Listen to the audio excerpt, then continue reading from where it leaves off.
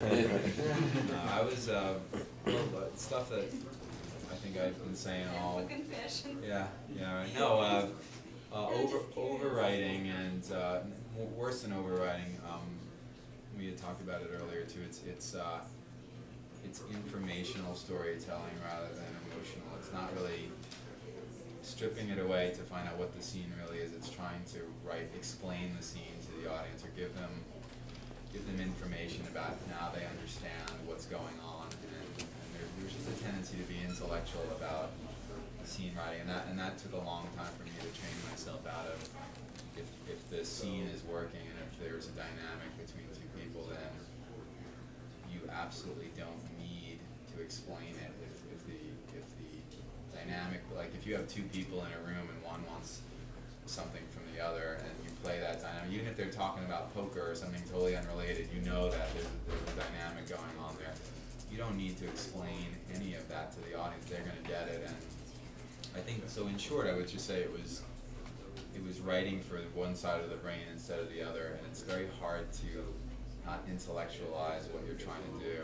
And I think really good writing is saying exactly what you want, but by oblique kind of means everything is there, but not literally. It's all in the subtext. It's underneath the scene. While something really fun is going on here, here's what it means, which is almost the opposite of what you're seeing. That becomes exciting writing. Something that you see something and everybody's talking about the same thing. It's boring. It's boring, and that's how I started out writing, was trying to reinforce everything with words, dialogue, and information. Mostly the big killer is information, data to the audience, thinking they care. They don't care. They only want to know what's happening, and if what's happening is good, they're not going to ask any of those questions. You're answering for them. So it's like stripping away as brutally as you can, stripping away all the stuff that you think is important, and seeing if the story still works without it. And if it does work without it, then you know you made the right choice. So that was my huge lesson over time to kind of whack that into shape. Really hard. For me, great writing is all about the reduction. It's like French cooking, you put butter in, you put some red wine in, you put some chicken fat, and you keep cooking and cooking and cooking until it's just this essence of the flavor. Yeah. And so you read the great writers, and any of those clips we saw the other night, like The Verdict, it's like so much is said, without saying anything. Paul Newman doesn't go, I went to Harvard Law School, I was editor-in-chief of I was law review, and I had a clerk, I clerked with the first of the Supreme. He doesn't say any of that. He smashes his head against the diploma, and okay, there you go. He went to law school. It was probably a good law school. Now it's not. You don't need to say. There's a lot of see and say in beginning writers. So, Jonathan picks up the piece of paper. Jonathan looks at the piece of paper. Hey, I'm holding a piece of paper. It's like okay, you got a piece of paper in here. We don't need any of that. Cut it, and just be brutal. And I think that really serves you well. Yeah, and you dive into the scene. Because no walk-ins. You don't need to say I went to law school. We know he went to law school. He's a lawyer. We got it. The audience is so far ahead of you. And when you handle a lady a business card at her husband's funeral, business ain't good. You don't have to say this guy has fallen far. He sprays his breath. He's trying to hide booze. He goes in and he's an ambulance chaser, and you get reams and reams of information from that almost silent movie sequence. That's what we all strive for. That's yes. the holy shit zone. And we all start, by the way, and here's the truth. Any writer who's honest will say, the first time you wrote it, he went to law school. I went to law school, and then you just got to be brutal with yourself. Hey, pal, how long has it been since we graduated? At least 5 years, and when we were together, we had such dreams. Back then? Big dreams. All that goes, you can go on, and you probably have a page of this scene that really comes down to nothing. And that's what you do, and that's the other secret of any writer is rewriting, rewrite, and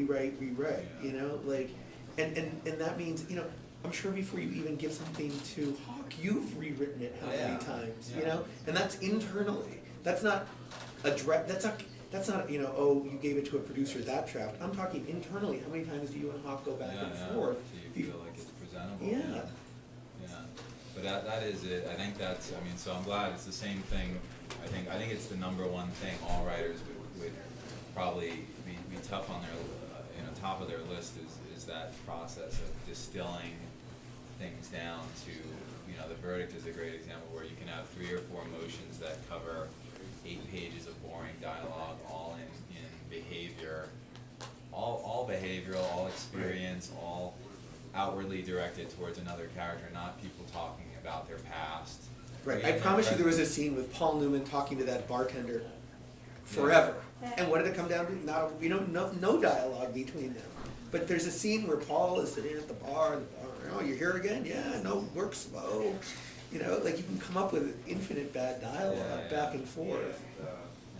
And that's the good storytellers out there. They know how to keep on going to find those moments where everything becomes this magic. Like it couldn't get any more spare. They've gotten it all the way to the essence, and it tells tons of story in each moment. Yes. That's what the really good guys, when you ask me like what is it about them, they can tell a ton of story by picking a killer moment, and they've told you 10 pages of bullshit that another writer would have expanded it out, and they can do it in a completely reduction kind of way like that, and it is hard as hell. It's really hard to do this. And it is worth the effort, because when you get there, you know it. You know that you've gotten it to the purest, and you know what the scene is now, because you literally can't go any further to strip it down. Otherwise, it vanishes. There's no scene left.